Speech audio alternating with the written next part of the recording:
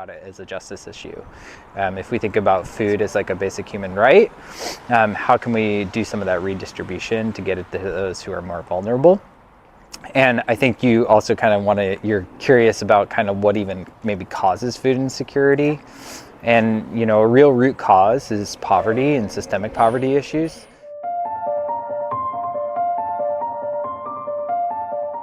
Ultimately, everyone who comes to Team Feed is food insecure, whether they're housing insecure or not. And so it's definitely a very real need to not only have at least one meal a day, if not 2 or 3, but also have it be nutritionally complete and healthy.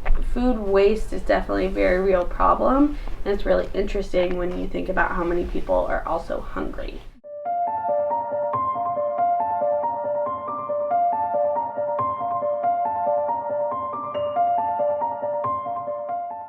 America currently creates more than 40 million tons of food waste each year. Does this make sense to you based on what you've seen in your job? Yes. I think the real challenge is that consumers are used to seeing things a certain way in the grocery stores. And so if things don't fit that ideal, then they tend to pass it up. Consumers only want like the perfect looking carrot or the perfect crown of broccoli, and anything that doesn't fit that idea of perfection sometimes just gets trashed outright. Like never makes it to the market or anything like that. We're currently working on some, we just started a sustainability council. So one of our goals for 2025 is to become more sustainable. So we've created we have a couple pilot programs that are using Ridwell, to kind of like get rid of batteries or plastic bags and stuff like that. So those aren't going into landfills. We have a couple of high volume banquet companies that are beta testing on how they can get their food waste from after banquets to a shelter or to somewhere else where they can use it, so we're not contributing to the giant food waste problem. I'm not sure if this ties into the American kind of perspective of abundance. And the abundance means we have full buffets from open to close because we don't want to look like we don't have enough food. These are habits they've built for like 20 plus years. They've never cared about food waste. They've never thought about it, so now that either their owner or they want to try, it's just like pushing a boulder uphill sometimes. They're going to have to put the extra work in to utilize all their food scraps. In terms of global distribution of food, oftentimes everything from strawberries to citrus to avocados to produce is typically harvested underripe in anticipation of very long travel miles, and with that you automatically get food waste. For me, food waste is sort of also a missed opportunity.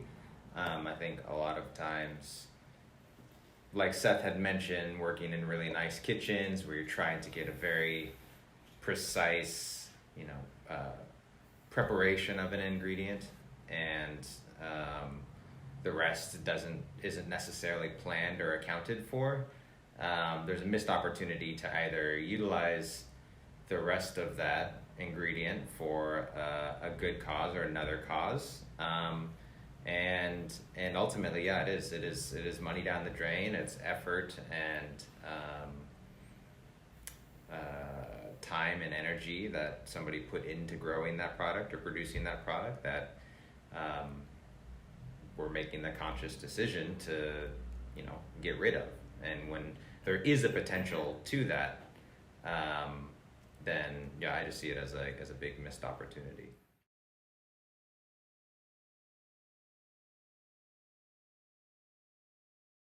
Yeah, you take it. Great. In what ways do you see the hospitality industry, chefs, and kitchen staff playing a part in contributing to or reducing food waste? I think we actually have a large responsibility, not just restaurants and the hospitality industry in general, but also with manufacturing and things like that. There's even a lot more waste before we even get products. And, there's companies out there that are taking the discarded produce that doesn't make the cut for how good it looks and it's not going to the grocery store shelf, so they just kind of just discard that. And I think that's just, there's just so many areas that it's become a problem, and I feel that we're just a cog in the machine on what needs to be done. But there's definitely a lot of work and a lot of different avenues that we can do that in. Like, you know, when you're breaking down a fish or a chicken or something like that, and you're taking the meat off of the bones, you can reutilize those bones into sauces and things like that. And that's a big kind of utilization of something where you can turn it from just throwing it into the garbage into something that's actually delicious and something like that. But there's, in the food industry as a whole, there's a lot more waste that we could definitely be dealing with. I think the biggest thing, like I mentioned just before, is like education of not only the next generation of chefs, but also for consumers and for our customers, making sure that they understand the best ways that they can, you know, find ingredients for themselves, the best farmers or producers to support that have good practices. And especially, you know, in the age of social media and all that kind of stuff, there is this sort of celebrity that chefs can have. And when they use their platforms properly to be able to educate and not necessarily like showboat,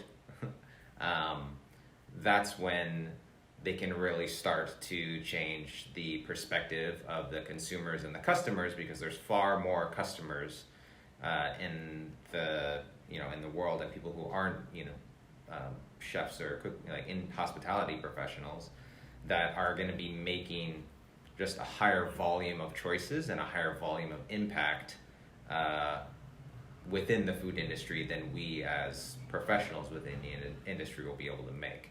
We may cook more volume of like a higher volume of food ourselves on a daily or weekly basis, but it's really, you know, the consumers who have, or the consumers collectively that have the biggest impact. I think continuing to push, whether it's through legislation, whether it's getting involved with your own local school, like finding ways to continue to connect schools of all ages, private, public, with locally sourced product, I think is a very holistic approach to not only a healthy society, but also contributing to keeping stewards of the land on their land. I think getting involved in getting schools and cafeterias. Rarely are people in this day and age going to do something for no reason, right? So I think we got to figure out a way to incentivize people to use the waste, to create less waste. Maybe it's we weigh their garbage, and if they get it under this 3% threshold, it's a reduction in garbage fees or something, you know? It's America, money talks. So I think, you know, it's maybe not up to our government, but maybe city officials or, you know, other people that want to control the problem. You know, they need to be a part of the solution. You know, part of the challenge in farming is that we have to plan so far in advance. Yes. And so, like, I'm planning for things that are going to be harvested, like, maybe 4 or 5 months down the road, even 9 months later. And so sometimes it's hard to make that match. There are some grant programs for organizations to buy food from local farmers in bulk. And those are great because when we can sell things in bulk quantities, that ensures that we're, you know, harvesting more from the field and moving it to the customer. The other thing that I think is great, a lot of farms do it, and we have in the past, is the CSA program. So, and that's just unique to each farm, where people commit at the beginning of the season and, you know, end up with a share of food for the whole season. Yeah, I think the more people show up to the farmers markets too, even on like the worst days, when it's rainy, when it's super hot, when it's really cold, those are ways that people can really help the farms reduce food waste. Food is often a source of conflict around the world. And so if you want to create peace, if you want to create peaceful ecosystems, food security needs to be at the heart of that. And when I think about your question about food waste too, one of the best ways that we can start to eliminate food waste throughout the entire system is actually supporting local farmers and getting food into local sources. And so doing that even in our international aid work and making sure that we're supporting long-term and sustainable solutions as opposed to just, kind of doing the short term. But that being said, the short term is absolutely necessary. And so it's actually a solution for a lot of our food waste, and it becomes a marketable product for a lot of our farmers in the US. I think that there are a lot of things that we as individuals, either in the restaurant industry or as consumers at home, can do to reduce our own food waste. It's learning how to properly use all parts of the food that we consume, whether it's through learning new techniques or trying new things or using fermentation and the like, but ultimately also understanding that there is a whole side of food waste that we cannot affect ourselves as individuals, that is more the fault of profit-seeking big agriculture businesses who are willing to throw away so much food because it's not going to make them any money. I mean, yeah.